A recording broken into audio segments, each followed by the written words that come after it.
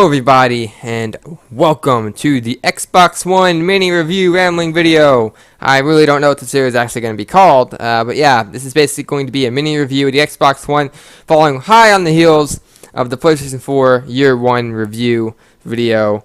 But yeah, let's go ahead and get this started. So basically the same outline as the PS4 review. Gotta clear my voice.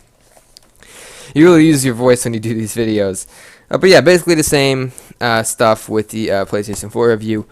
So let's go ahead and talk about the reveal of the Xbox One. So I've tried to gain as much knowledge on the original DRM policy since it's been like a year since the reveal. But I'm going to try my best to try to remember most of the issues of the reveal that caused a lot of people to hate it, including me. Now, at the time, I was a PlayStation fanboy, so looking back on the Xbox One original reveal, as I am right now, I'm going to talk to you guys about it. Now, yeah, they really screwed up with their reveal, basically. I got my phone here. I got actually some stuff open on this phone that should, yeah.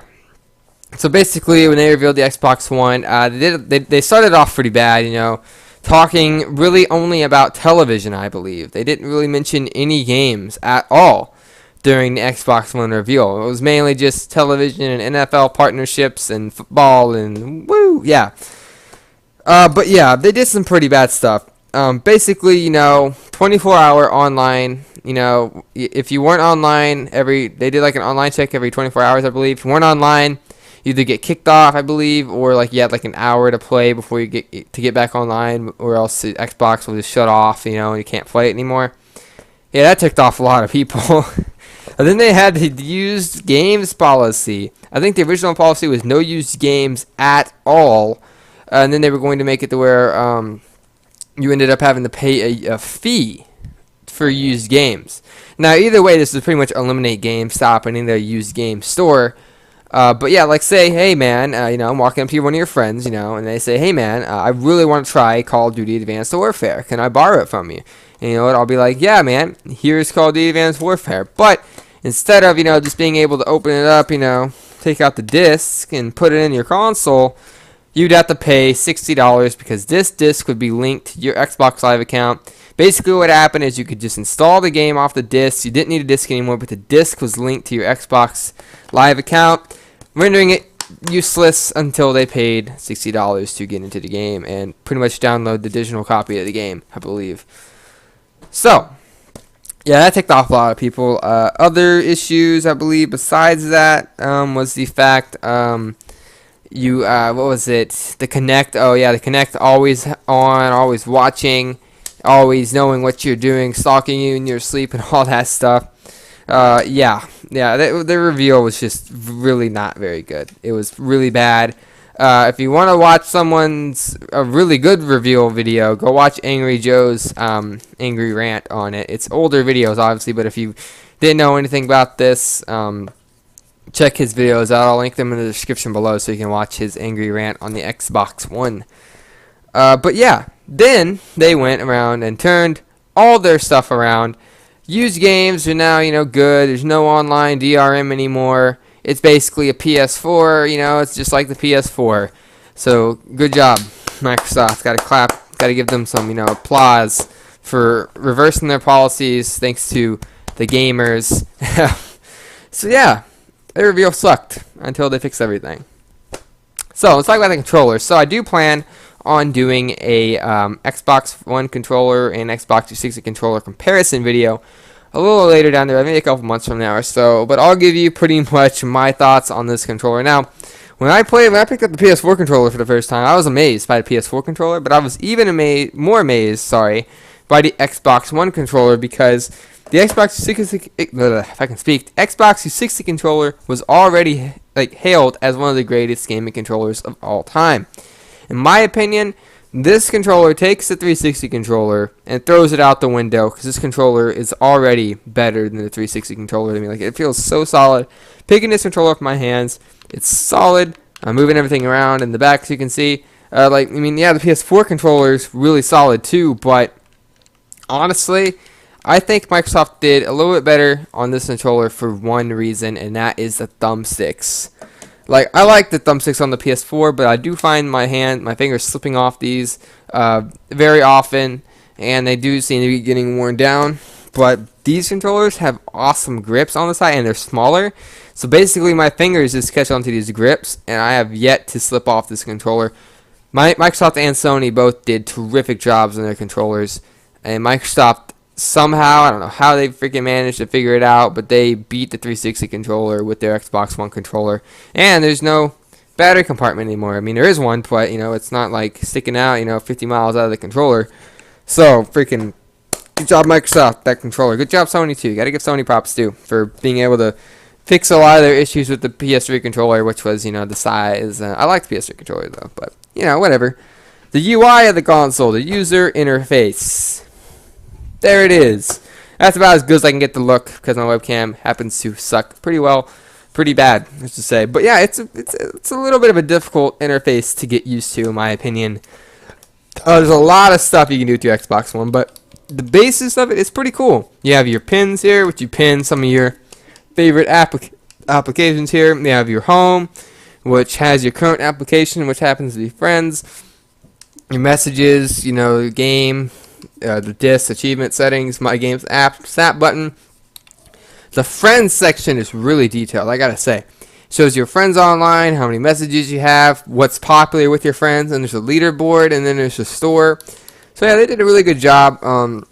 There's a lot of stuff you gotta get used to, like being able to snap stuff. I'll open up settings here.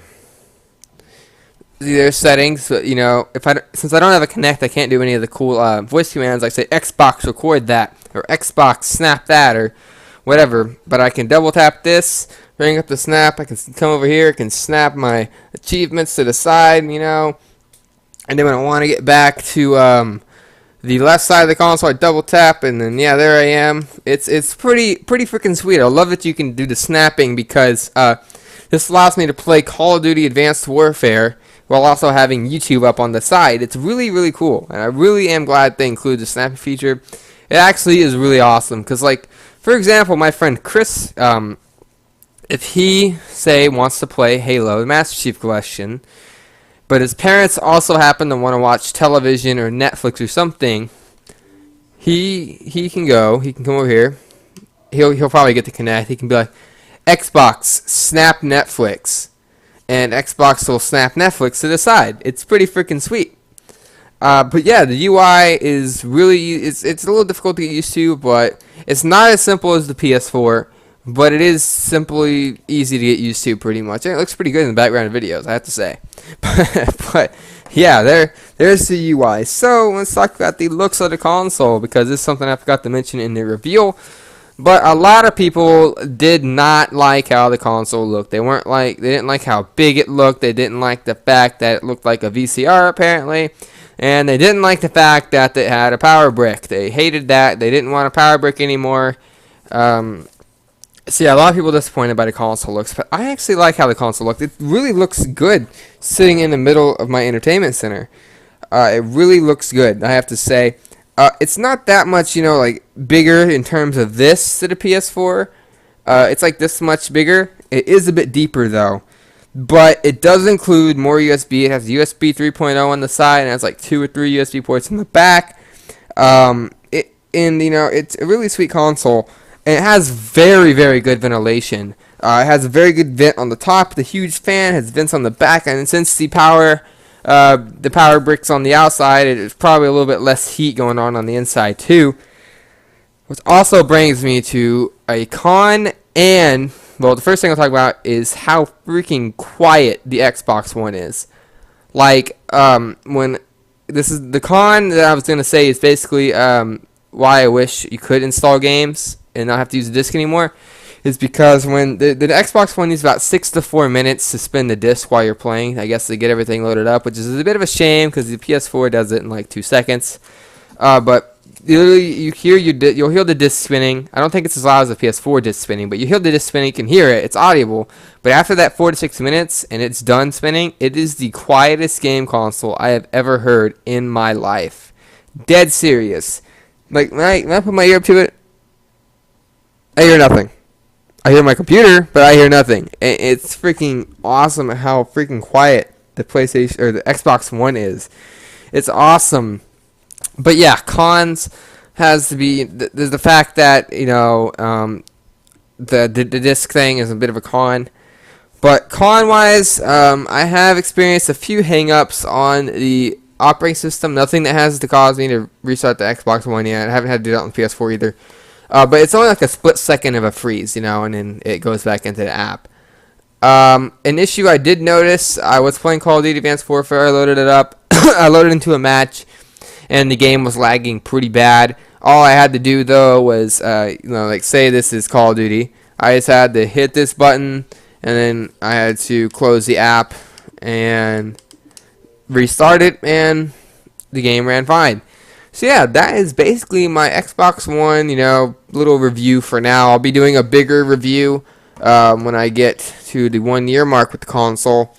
But yeah, I'm really surprised by Xbox One because I really wasn't sure how, you know, the operating system was going to work. But very glad I picked up an Xbox One. I know I said I was going to buy a new PC. I'm not deserting PC people.